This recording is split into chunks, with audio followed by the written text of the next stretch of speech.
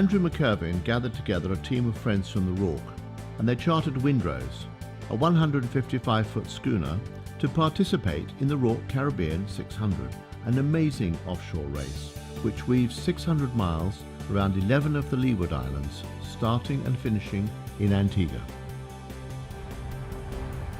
I suppose our main objective is to beat our fellow schooner at daylight.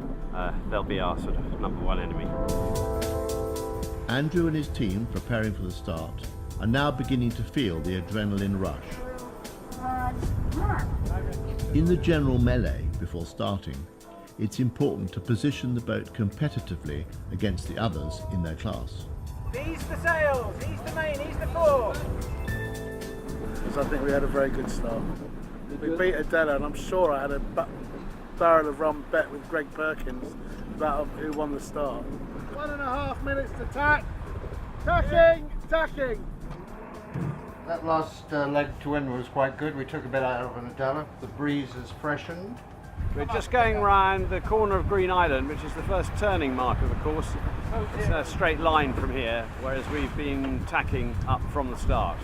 I was thinking how happy we all are to be here and not in Europe with 0 degrees centigrade at the moment.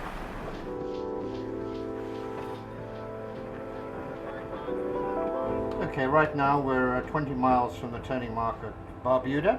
Then we have a leg of 50 miles all the way down to Nevis. I'm trimming the spinnaker for my part of the watch, trying to trim it mostly by calling the helm. Dug on our helm there is somewhere 65 foot behind me.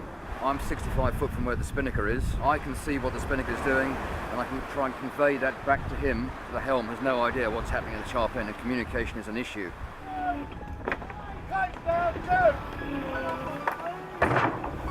Okay, Sarah, if you come up here now. As Windrose rounds the laid mark at Barbuda, the staysail and spinnaker are set, and she overtakes the smaller boats who had started ahead of her. Most importantly, Adela is still well within sight, which will make keeping tabs on her during the night much easier. Here we are, sunset on the first day of the RORC Caribbean 600. I think it would be quite like a vodka and tonic. I'd like a vodka and tonic.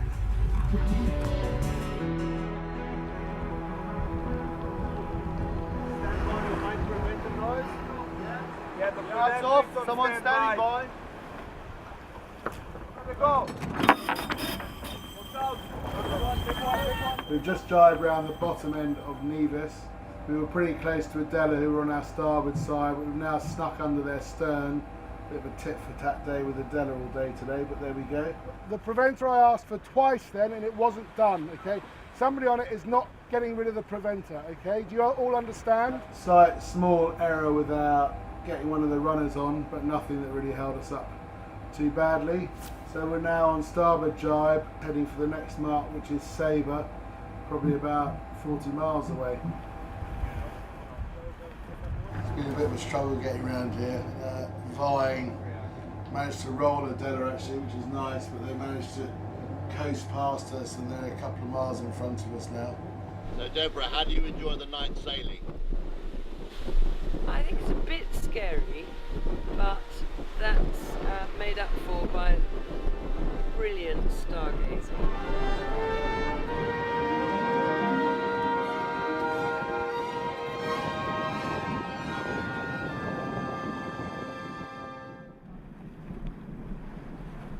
Just getting towards the end of our second night watch. The sun's just come up this morning. So far, it's been great fun. Some really superb sailing. But like any ocean race, you have to keep on working at it.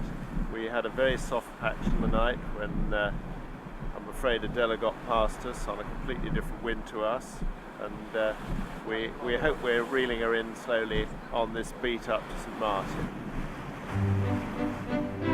A sudden Caribbean squall comes through with its usual heavy downpour, but the sun comes out again just as quickly as Windrose passes the dramatic rocks at the eastern end of St. Bart's. And now it's a tight turn off the wind and the spinnaker is set again. So Daniel, are you pleased with that manoeuvre sail hoist? Yeah, everything went pretty well. It would have been nice if they did it in an hour's time when, after I finished my sleep, but it happens. Sweet and easy, the way we like it. We are coming up for 1100 hours, and in previous years we've been on the way back, having gone round St Martin at this stage, so we're not going to get in for Thursday lunch, I don't think. Okay guys, let's go stay sail up. I think it's a proper race for everyone on this boat, because you look at this crew up here, they're trying every ounce of effort they can to catch the boat ahead of us, who's our main rival on the water. Okay.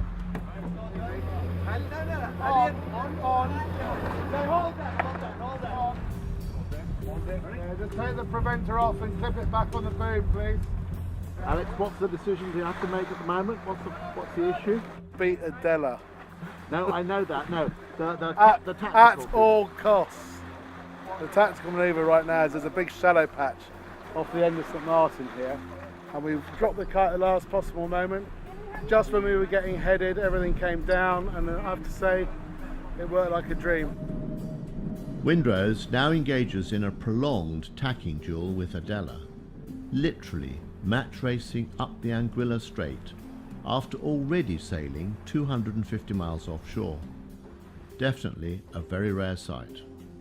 We're just sort of passing the north end of St Bart's, having had a bit of a duel with Adela, and as you can see, they're only just ahead by a quarter of a mile. It's been very noticeable that there's very little swell, and it was much flatter coming up through the channel to St Bart's and then through the Anguilla channel. Surprisingly, even for a 154-foot boat that weighs a large number of tons, she does get quite stopped by any sea. Okay, it's still Tuesday, 5 minutes past 11. We've just gone round Montserrat. We've passed a few boats inside us. And one of the nerve-wracking things we have to look forward to now is the huge wind shadow as we approach Guadeloupe. This is probably the most decisive factor of the whole race. About 9 miles or 10 miles off the southern end of Guadeloupe. The wind's gone light. Adela, our nemesis, is in front of us.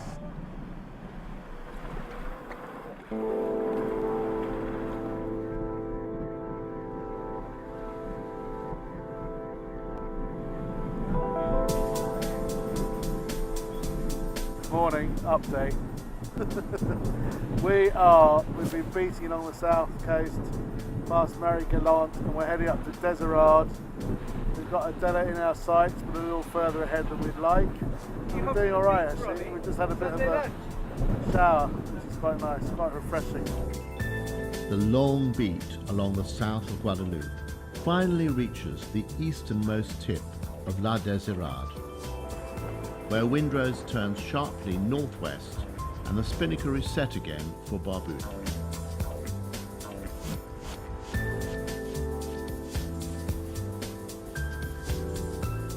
Okay, Jim out. Come back on course, Robbie. The spinnaker tore along a seam, and Andrew, a skilled surgeon in real life, repaired it without resorting to any needles. The bowman went aloft for a final rig check before Windrose starts her last night. I think the thing I remember most is the very, very dark nights that we've had, which makes it sometimes quite difficult. But it hasn't been exactly a cruise, but it hasn't been as uncomfortable as some of the channel racing that we do. We came up to the North Sails mark, which was all fairly well done. Right, nice one, well done everybody. Did a jibe set around the North Sails mark, which went very well actually. Just ran on it just a couple of boat lengths after the jibe, and then went with the big kite, trucking along with that on, doing about 13, 14 knots, and then we lost the clue. Right, stop on the head. What's the problem? Where? So we're not quite sure what happened, but we think it's a strop. We have a killer strop, which is a clue where our sheets are attached, and they think just gave up. So we rescued that. It's all sort of flying off, held by the tack and the halyard. rescued the kite, got that down, and we're now just rounded Redonda, which is the last mark of the course for the RORC Caribbean 600, and we're now heading on a southeasterly course towards the northern tip of Montserrat, and we'll have to throw a few tacks in before we get back home.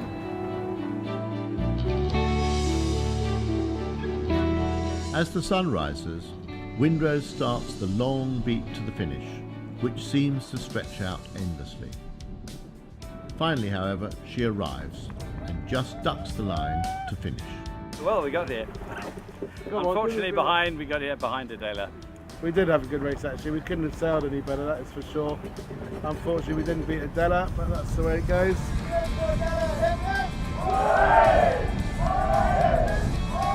So Windrose cheerfully acknowledged her second place and moored up nearby. The early morning finish was also the start of celebrating Mike the Commodore's 50th birthday.